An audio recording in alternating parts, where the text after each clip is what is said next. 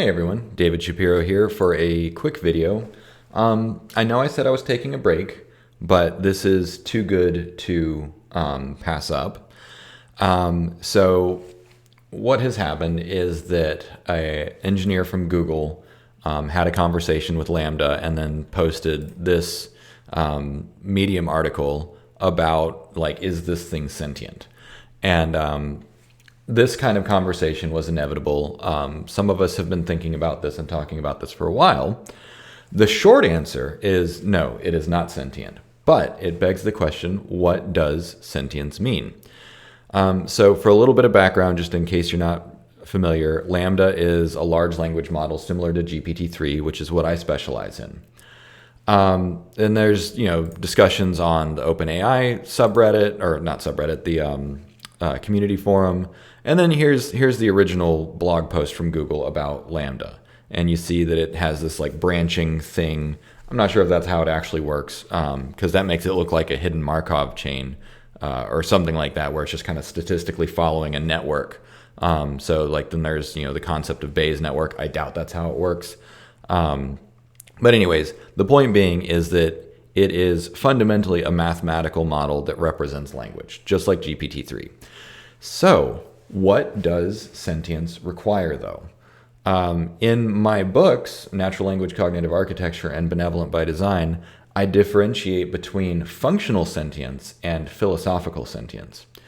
So philosophical sentience is what I have and what I assume all other humans and actually many animals have, which is a subjective experience of existence. The simplest definition of if you're conscious or sentient, it is like being something. It is like being Dave. It is like being a human. It is like being a cat. We have a subjective experience of the world, and as best we can tell, it's rooted in our brains. Because if our brain gets injured, we might lose consciousness, or we might lose sentience, or it might be modified. So, for instance, if you get like blackout drunk, you might still be up and wandering around, but you'll have no memory of it. If you have brain lesions or strokes or seizures, your consciousness or sentience might be modified. So for instance, prosopagnosia, I think I'm saying that right, is face blindness. So you can see a face, but you don't recognize it. You can't recognize any faces. And what that means is that there's information that is not getting into your consciousness. There's different kinds of blindness as well. So for instance, there's a type of blindness, I can't remember what it's called, where your eyes are still functioning, but your brain is just not processing the information. And so there are people that have this kind of blindness that they can still like tell depth and like locate things, but they can't consciously see. It's really strange. In the book, Phantoms in the Brain, V.S. Ramachandran talks extensively about these different kinds of brain injuries. There's a type of virus that causes you to lose proprioception, which means you have no idea what your body is doing. And watching people that have this infection, it's really weird because their limbs will just kind of drift around, and then they have to like kind of consciously bring it back, and it's really unsettling, and it must be just really awful to have that. So anyways, point being is like, okay, consciousness and sentience, what does it mean? The definition that I use, so just getting down to basics, the definition that I use for sentience, for functional sentience, is that you have to have an intelligent system that has self-referential information. And so what do I mean by that?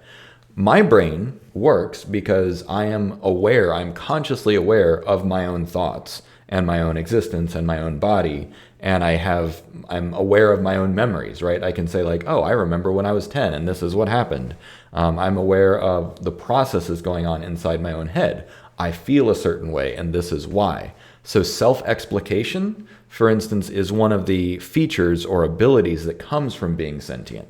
So self-explication is something like, why did you do that? And you can explain to me why you did something. Or why do you believe that? Why do you think that? So self-explication is a really important test for functional sentience, and this is something that I've worked on in my natural language cognitive architecture. It is very difficult to do. So when this Google engineer had this chat with LaMDA, it was basically just kind of following his lead. And one thing that is very eerie, though, is that it appears to be able to self-explicate. because it can generate reasons or explanations as to why it thinks a certain thing.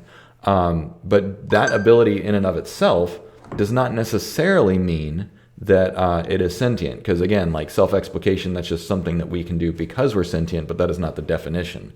When you look at the definition, does it have information about its own internal state? The answer is a resounding no. LaMDA and GPT-3 have no idea what they are. They have no idea what's going on inside of them. I did a test once where I asked GPT-3, like, where are you? And it says, I'm in a room with a man and a computer. And it's like, no, you're actually in a data center somewhere in a virtualized container, probably. So it has no idea who or what it is or how it works. So by that definition of sentience, and again, this might change, my definition of sentience might change. But yeah, so that was just something I wanted to address. And I think that's it. Yeah, I'll just cut this short. But LaMDA, GPT-3, not sentient. There's a big difference between philosophical sentience and functional sentience.